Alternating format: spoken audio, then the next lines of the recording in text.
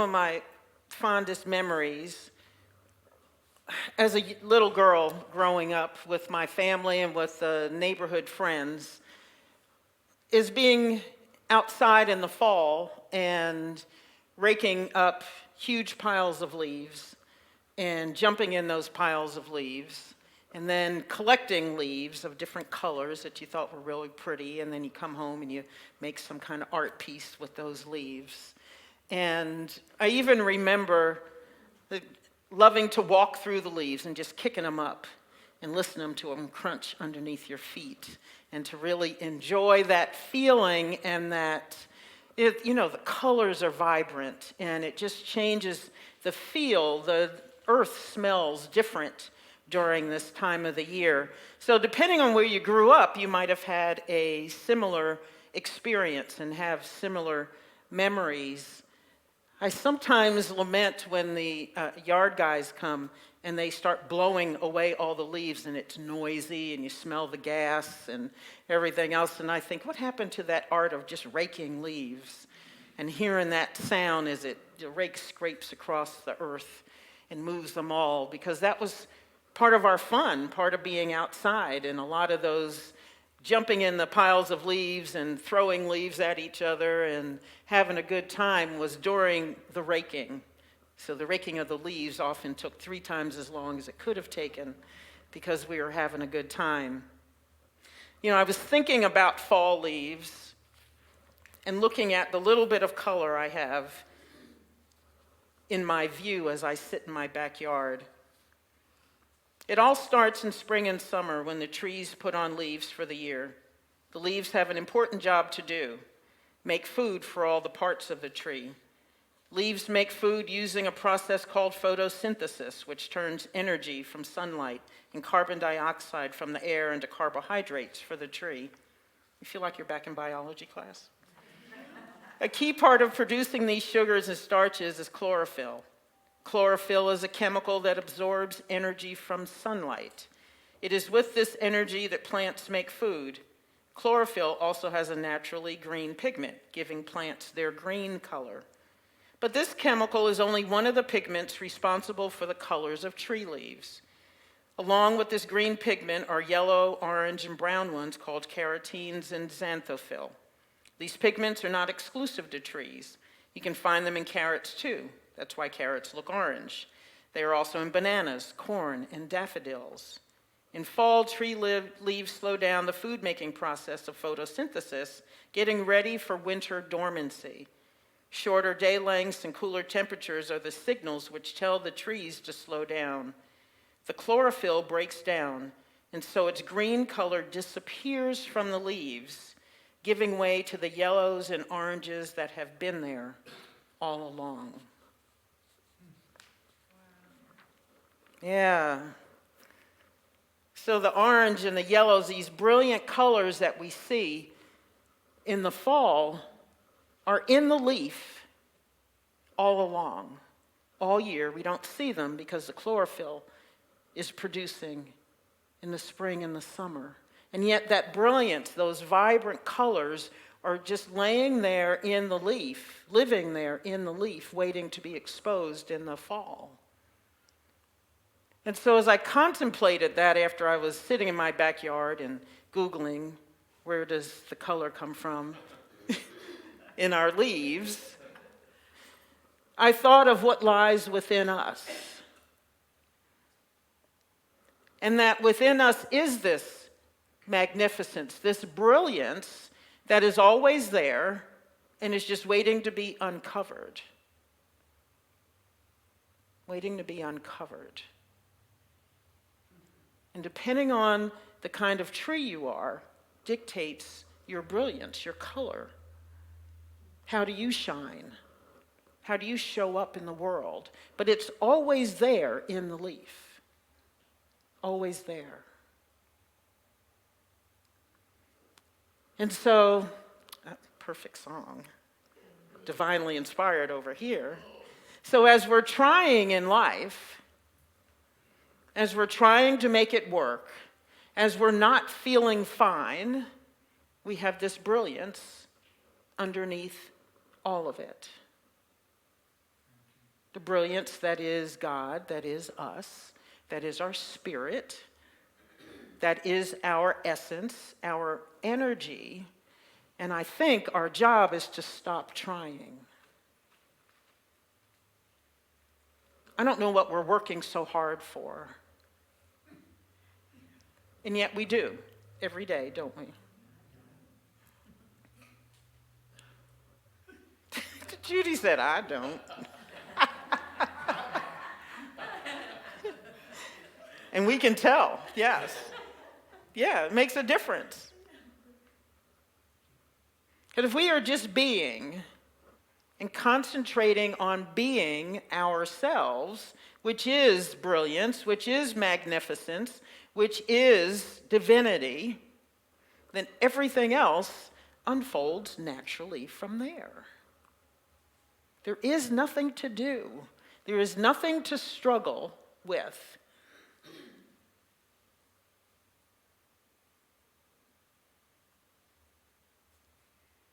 There's nothing to struggle for or with. And yet, as I say that after a week where I feel like I've been struggling all week.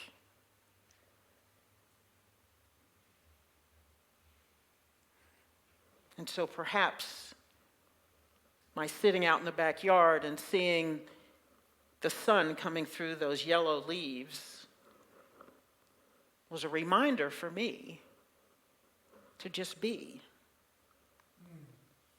To just sit here in this magnificence that life is and that we are. And to let our magnificence simply unfold as easily as the chlorophyll being done with its job, and it just uses up, the leaves use up all their chlorophyll, and it uncovers the brilliance.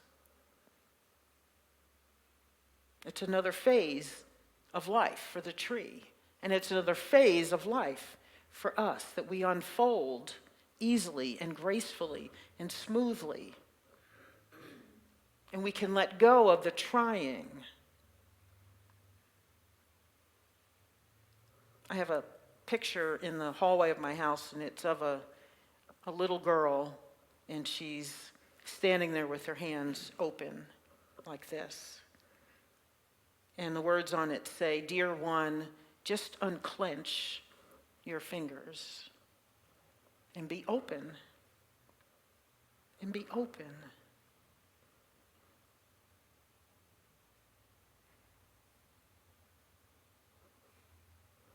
And so I know we wonder, how do we just be? That seems kind of silly because you think it would be easy for us to just be, and yet it's not. It's not. I have an app on my phone that I use to list my tasks for the day, for every day.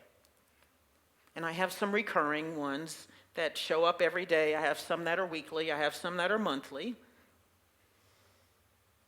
And that's how I structure my day. And yet I even schedule time for me, my quiet time in the morning, my routine in the morning. That is part of my doing, is being, is going out and sitting in the backyard, in the quiet, listening to the birds, listening to whatever is skittering around the yard, listen to the breeze, feeling the breeze.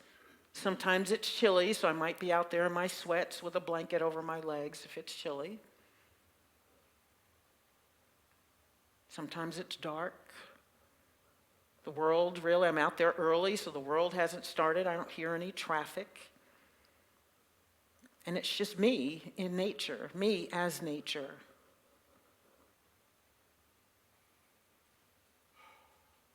I can feel it on the days that I don't do that. I feel the difference. because that means that I've either gotten up late, maybe I stayed up late because I was working or something else was going on, and so I got up late, so I really needed to either get to an appointment or something else on that to-do list, and I skip the being part and just get to the doing, to the trying, to the struggling, to the producing, to the ticking off of the list. Those days are a lot different if I don't have my time to just be. But I have learned that I can call in those moments of being whenever I want. So when I get an extra couple of minutes, when something cancels or an appointment is moved, or I get to my destination more quickly than I thought, and I have maybe 5-10 minutes in the car, then I've learned to just sit and be for those minutes that I have. I used to just fuss and get mad because things weren't going the way I had planned them. And now I realize I was probably given a huge gift, because now I get a couple of minutes to just sit here and be quiet. I don't have the radio playing. I don't make any calls. I'm not looking at my email. I'm sitting in the car, sometimes with my eyes closed, or if there's something pretty to look at, that's where my eyes are focused. And I let myself be in those moments. Because depending on how I've structured my day, it might be another 5, 6 hours, 8 hours, 9 hours, 10 hours before I get some more quiet.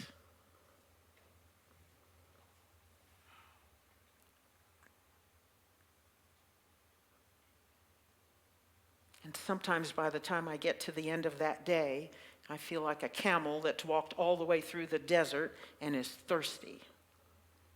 Thirsty for some more quiet and some peace and some time to just be. And just be whatever I am in that moment.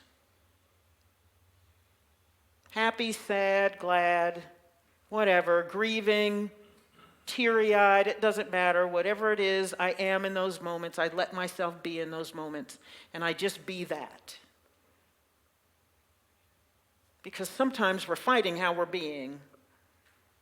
We're trying not to be what we are, what we is in that moment. Because we think we ought to be something else.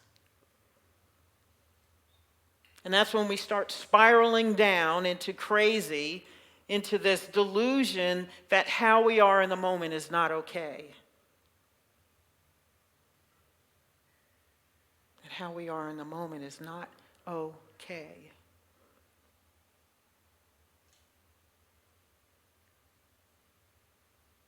Yet I think if we could just simply be whatever we are in that moment, we'd start to feel and to know and to recognize and to remember that we are okay.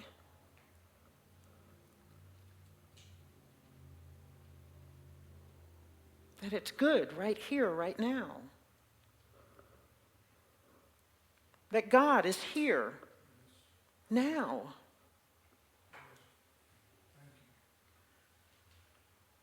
That we can take a deep breath, that breath of heaven, that breath that is God here and now, and just breathe in the moment. And be grateful for that moment and for life in that moment, no matter what it looks like. And stop judging what it looks like. It's part of our trying, part of our struggling is in the judging.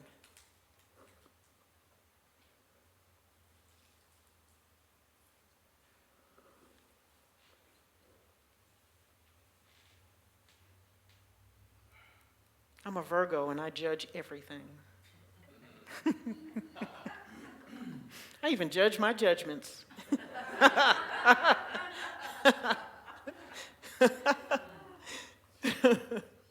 And then I judge how I'm judging those judgments.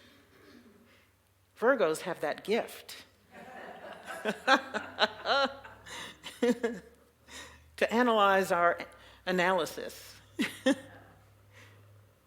And so it takes work. I know it takes work because I have to work on slowing this down all the time.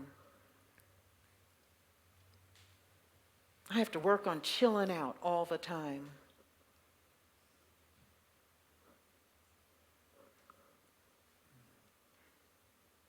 My doctor's got me taking my blood pressure every day we're doing it for a month. I've got about another 10 days to go before I go back to see her, and then we'll talk about it. And see where it is, because I think I talked about this recently. My blood pressure is always up when I'm in her office, which is a thing. It's called white coat syndrome. Because every time we go in, we talk about my family history and everybody who's died or dying. And how are we doing? How old am I now? So I can just feel my blood pressure going. And she even admitted that last time we had this conversation before. She said, okay, take your blood pressure every day for 30 days. She said, yeah, that's probably why your blood pressure's up, because, talking about life and death. So mine would be up too. And so as I'm sitting there, she says, take it at different times of the day. So sometimes I take it first thing in the morning. Sometimes it might be 10 o'clock. A lot of times it's right before I go to bed or after we've watched a movie. I've got some signals. We need to be watching different kind of movies because a lot of them are raising my blood pressure.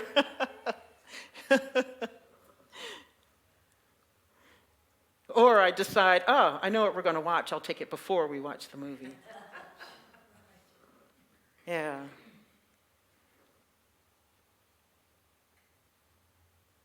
How are we being? And the whole thing about the blood pressure is, how is that affecting your life and who you are and your body?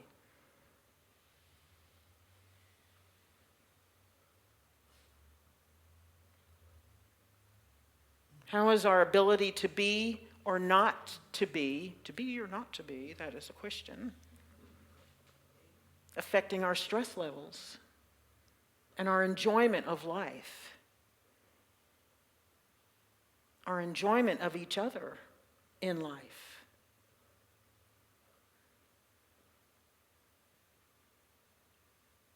When we're struggling to do and to produce and to get stuff done and to tick things off the list and to make things happen,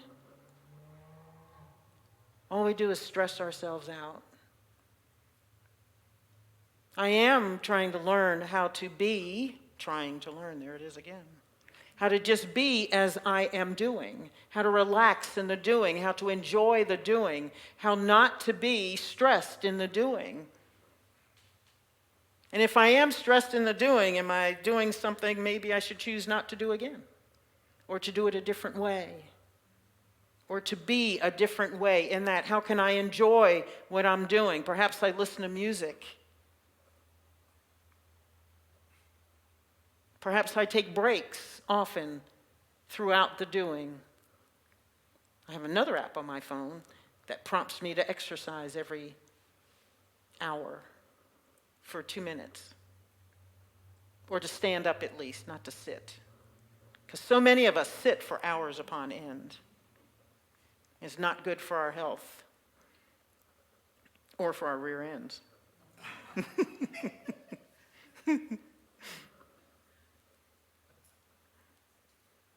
And so they say if you get up every hour, even if you get up for a minute, then that improves life significantly, as well as your brain. And that you can come back and be more focused and more relaxed and more creative when you get back to working. This being is important for everything that we do in life. It affects everything we do. Our ability to be.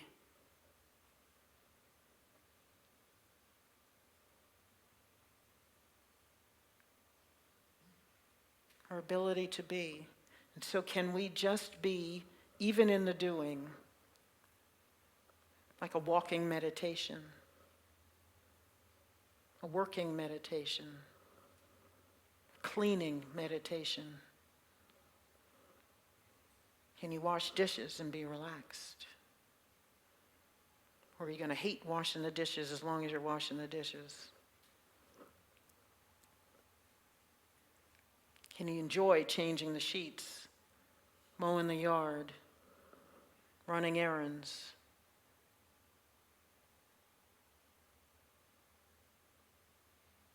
Cooking for hours as folks prepare to come to the house for a holiday? Can you just be with a house full?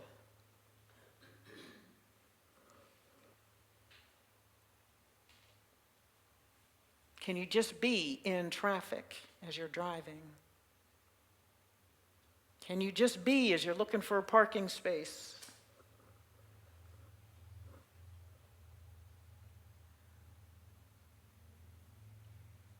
Can we just be? Can we just be? And can we just remember who we are, that we are that brilliance all along, all the time, and it just needs to unfold. We just need to see it. We need to remember it's there, that underneath the skin of life, that underneath that shading of life, whatever we've colored life to be, our brilliance is still under there. Those brilliant colors, whatever your color of life is still there underneath everything. And we get to choose to let it shine. We get to be in this autumnal time where that brilliance has unfolded. We get to be that all the time, even when it's covered by the green, when it's covered by something else. We get to be this rich vibrancy that is us as divinely human, humanly divine, divine and human, whatever you want to call it. To just be.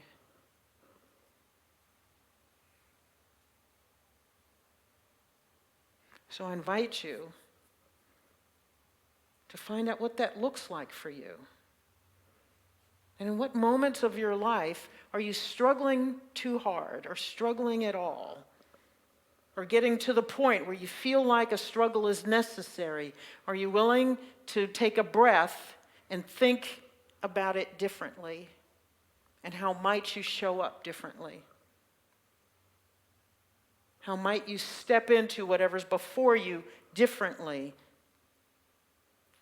with the spirit of being, your magnificence, your vibrancy, your brilliance? How can that show up in the doing?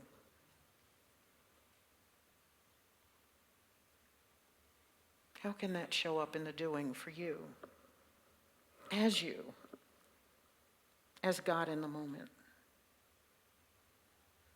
So let's take this in a meditation.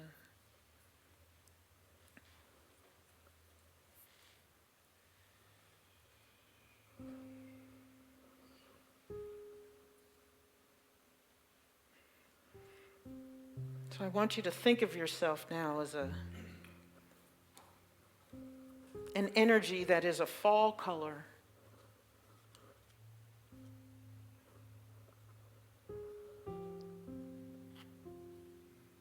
Is it that brilliant yellow of an aspen tree?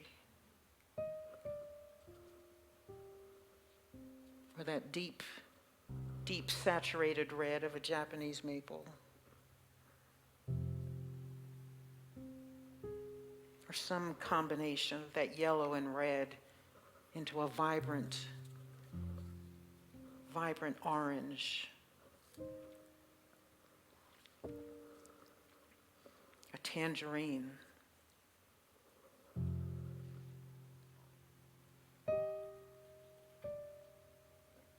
Maybe it's a yellowish green or an orangey brown.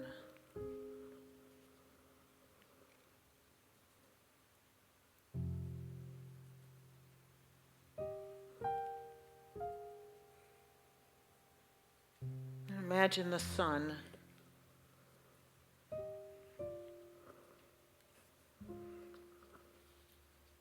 The sun, that big star in the sky.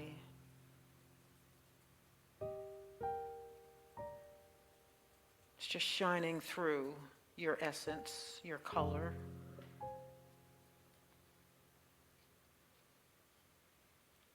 And that color that you are, that energy that you are is brilliant.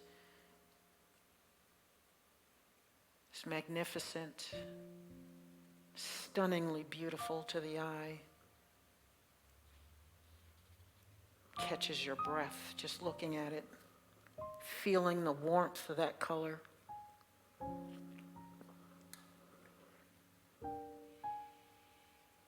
What does that look like? Let that color be a feeling now, and let it radiate through your body.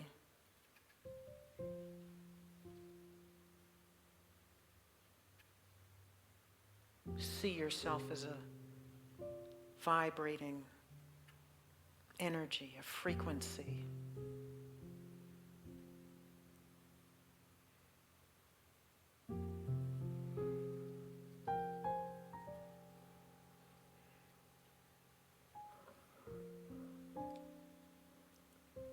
And now see that sunlight as God light, as divine light, shining through you as you, intensifying that color that you are, that energy that you are.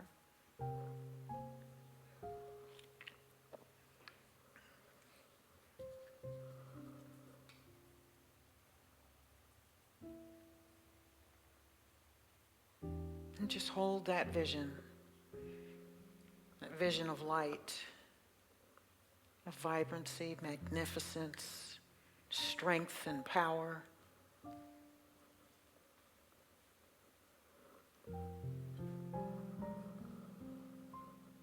Of enthusiasm and zeal, passion for life.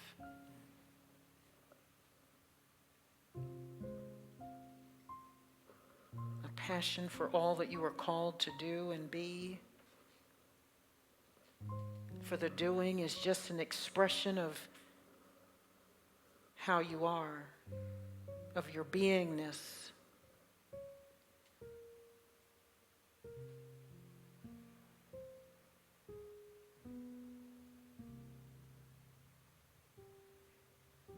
Like the wave is the expression of the sea.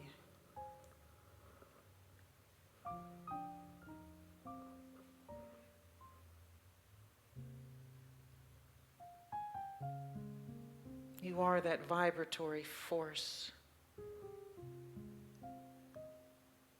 that frequency of light that is that color.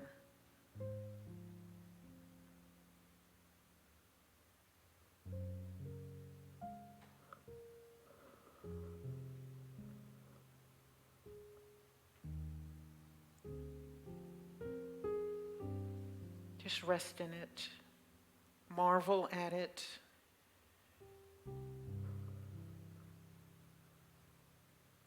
Knowing yourself as that energy, as that force. Knowing yourself as magnificence in mind, body, spirit, and heart.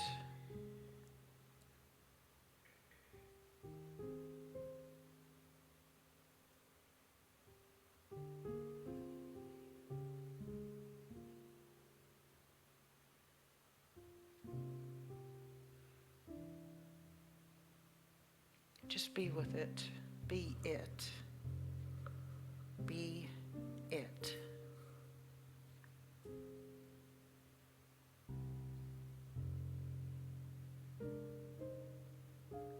And in your heart of hearts, or if you need to, say it out loud, I am magnificence.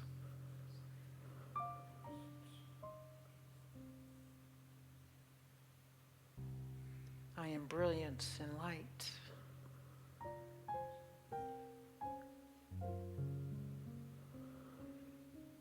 I am magnificence. The magnificence that is God. I am. And I express that magnificence in all that I think, say, and do.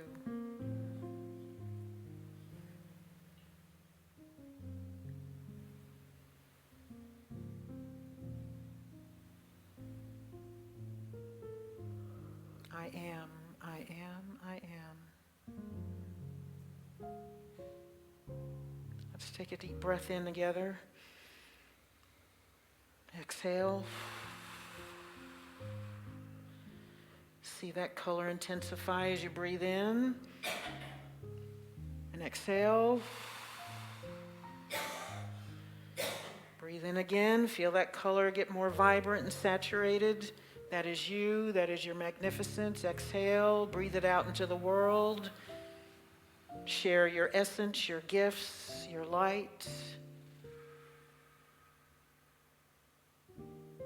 Do not hide yourselves under a bushel. Let your light shine upon the hill. And bless all that you shine upon. And so it is, and so it shall be. Amen.